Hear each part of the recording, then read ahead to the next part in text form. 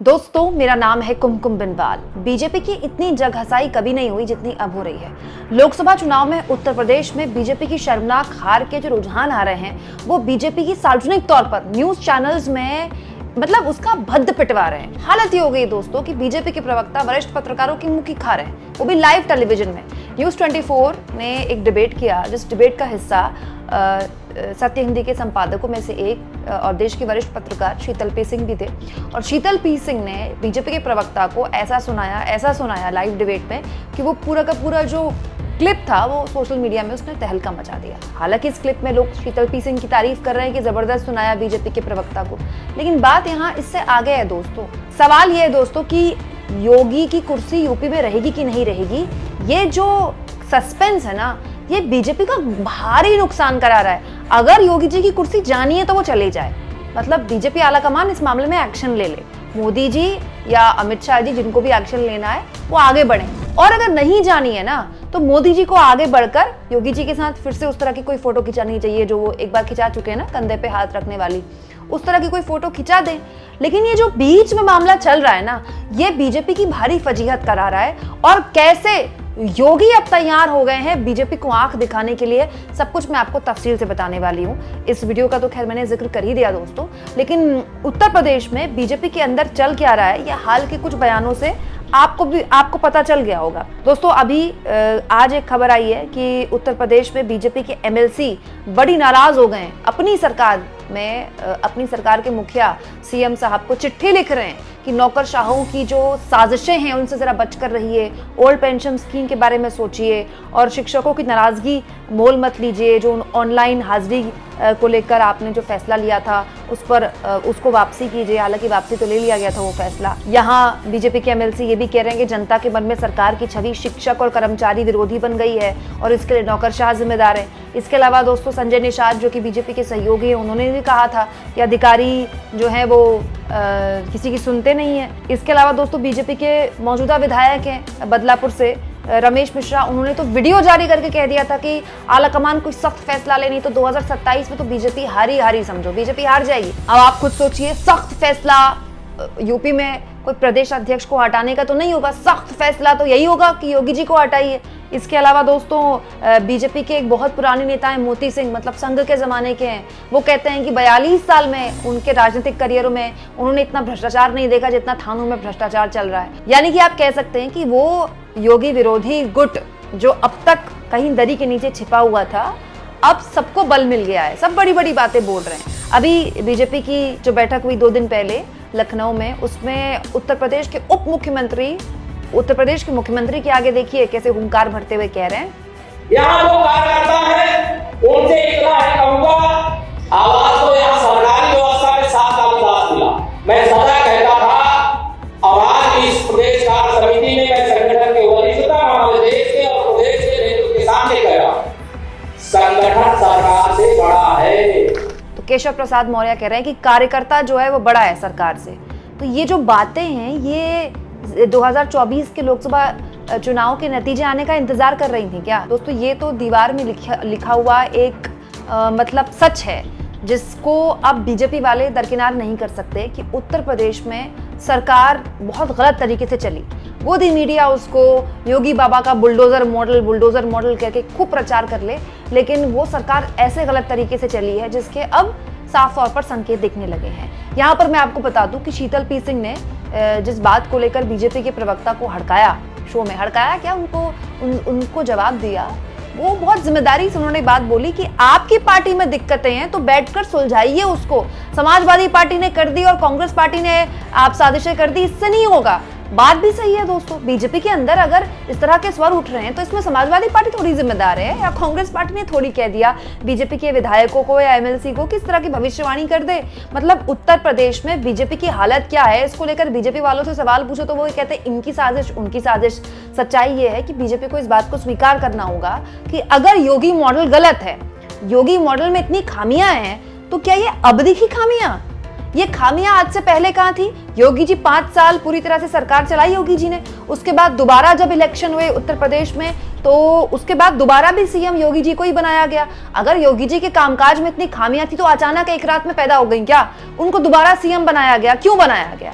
सबसे बड़ी बात दोस्तों कि उत्तर प्रदेश में योगी आदित्यनाथ को घेरने के लिए जो तमाम तरह की बातें कही जा रही हैं, कहा जा रहा है कि जितने भी लोग हैं सब अमित शाह की लॉबी के हैं। दोस्तों बहुत सारे पत्रकार, खासतौर पर यूट्यूब के बहुत से पत्रकार ये कहते हैं कि योगी आदित्यनाथ को हर हाल में अब अमित शाह साइड में करना चाहते हैं। और कल मैंने आपको ये खबर भी दिखाई थी जिसमें मैंने आपको बताया था कि एक कॉन्स्पिरेसी ये भी चल रही है, ये चर्चाएं भी चल रही हैं कि जो 10 उपचुनाव सीटें होनी है, मतलब यूपी में जो उपचुनाव की 10 सीटों में वोटिंग होनी है, चुनाव होने हैं, अभी तो खैर तारीखों का ऐलान नहीं हुआ है, उसमें सारी जिम्मेदारी हो सकता है कि योगी जी को सौंप दी जाए कि टिकट भी आप ही बांटिए, प्रचार भी आप ही करवाइए, हम आपको सारे संसाधन मुहैया करा देंगे, सब कुछ आप ही कीजिए। और अगर इस चुनाव में हालत खराब होती है बीजेपी की और बीजेपी सुपड़ा साफ नहीं कर पाती विपक्ष का, जो कि बहुत मुश्किल है क्योंकि ये सीटें वैसे भी इन सीटों में, काफ़ी सीटों में या तो बीजेपी के सहयोगियों का प्रभुत्व है या फिर समाजवादी पार्टी का भी यहाँ पर अच्छा खासा प्रभाव है। तो बीजेपी के लिए सुपड़ा साफ करना वैसे भी बड़ा मुश्किल होगा उपचुनाव में। तो कहा यह जा रहा है कि एक तरह से इस हार की पर्ची भी योगी जी के नाम पे फाड़ दी जाएगी। तो मैं ये पूछना चाहती हूँ कि ये जो सारी बातें चल रही हैं उत्तर प्रदेश में को लेकर, योगी जी नहीं सुन रहे हैं क्या? मतलब बाबा को नहीं पता है क्या उनके खिलाफ कौन कौन किस लेवल पर साजिशें कर रहा है? अगर उत्तर प्रदेश में बीजेपी अब तक कोई फैसला बाबा के खिलाफ नहीं ले पा रही है, योगी के खिलाफ नहीं ले पा रही, तो उसकी वजह क्या है दोस्तों? उसकी वजह यह है कि बीजेपी ये जानती है कि जो नुकसान उसको योगी को रखने का है उससे ज्यादा नुकसान योगी को हटाने का है। आपको क्या लगता है? सीएम है योगी आदित्यनाथ, माना कि उनके लिए कहा जाता है कि उनके पास ताकतें बहुत कम है, वो अधिकारी भी अपने पसंद के नियुक्त नहीं कर पाते हैं और संगठन में भी उनको बहुत बड़ी जिम्मेदारियां या बहुत बड़ा दखल उनका संगठन में भी नहीं होता है। लोकसभा चुनाव में तो खैर उनकी चली ही नहीं, टिकट उनसे एक भी नहीं पूछा गया, उनसे मतलब पूछ कर एक भी नहीं बांटा गया। लेकिन मुख्यमंत्री हैं वो, और मुख्यमंत्री के पास ताकतें होती हैं, तो मुख्यमंत्री को अगर पता है कि इस लेवल की उन पर साजिशें हो रही हैं, तो उन्होंने अपना बैकअप प्लान तैयार नहीं किया होगा। उत्तर प्रदेश के मुख्यमंत्री रहते हुए योगी आदित्यनाथ क्या बस इतनी तैयारी कर रहे हैं अपनी कुर्सी बचाने के लिए कि आ जाए दिल्ली से एक्शन का फरमान तो मैं अपना झोला उठाकर गोरखपुर निकल लूंगा?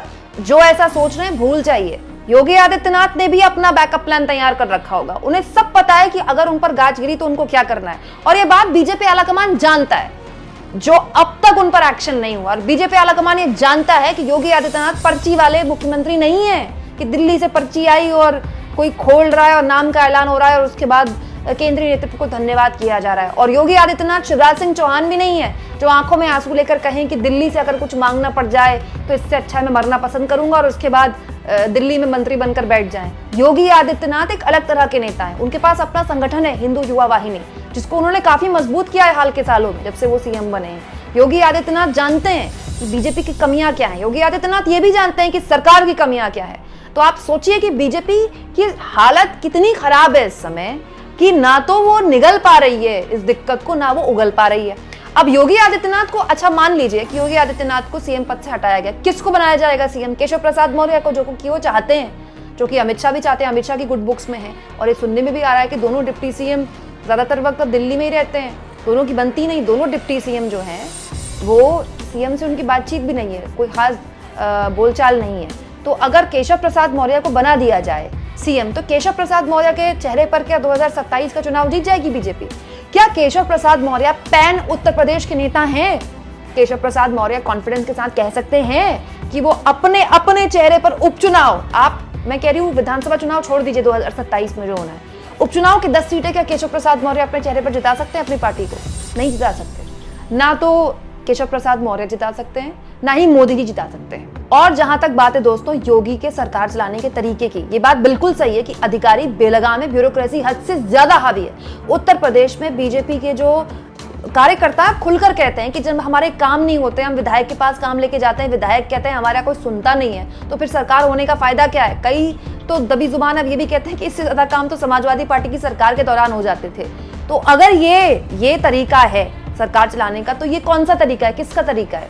योगी आदित्यनाथ का ये सरकार चलाने का तरीका मोदी जी के तरीके से मेल खाता है दोस्तों। मोदी जी ने गुजरात में इस तरीके से ही सरकार चलाई है। मोदी जी के कुछ फेवरेट अधिकारी होते थे, उन पर मोदी जी ज्यादा भरोसा करते थे। जो मोदी जी जब गुजरात के मुख्यमंत्री थे तो उनके कैबिनेट के सहयोगियों को कोई बहुत बड़ी ताकत नहीं थी अमित शाह को छोड़कर।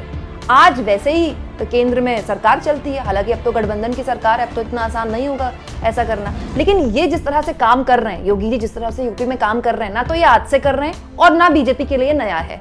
लेकिन अब दिक्कतें शुरू हो गई हैं, क्योंकि आप तो जानते हैं जीत के सारे दावेदार होते हैं, हार लावारिस होती है। लेकिन ये जो मॉडल है ना बीजेपी का कि जीते तो मोदी मोदी, हारे तो योगी योगी, इस मॉडल पर अगर बीजेपी ये सोच रही है कि योगी जी की कुर्सी वो ले लेगी तो भूल के सो जाइए। मैं तो कहती हूँ दोस्तों, गोदी मीडिया भी जवाब दे। इतने साल से सुन रहे हैं, गोदी मीडिया यही बोलता है कि योगी जी बड़े सख्त प्रशासक हैं, बड़े बुलडोजर बाबा हैं। उनके खुद के नेता तो कह रहे हैं कि अधिकारियों की चलती है, तो इस सरकार में चलती किसकी है? दोस्तों, आने वाले वक्त में उत्तर प्रदेश में बीजेपी ने अगर अपनी स्थितियां ठीक नहीं की, कोई बड़ा फैसला नहीं लिया, अगर कुर्सी लेनी है तो ले लीजिए, योगी जी को हटाना है सीएम पद से तो हटा दीजिए, और अगर नहीं हटाना है तो तुरंत इस पूरे के पूरे घटनाक्रम पर लगाम लगाइए। खुलेआम बीजेपी का रोज कोई नेता योगी के खिलाफ बयानबाजी करता है, योगी सरकार की आलोचना करता है। इससे आपकी सरकार की फजीहत हो रही है, लोग हंस रहे हैं। आप अपनी सरकार के खुद के विरोधी बन गए, समाजवादी पार्टी और कांग्रेस। क्या करेगा आपका नुकसान? आप इस मुद्दे पर क्या सोचते हैं दोस्तों? इस तरह से बीजेपी और गर्त में जाएगी क्या यूपी में?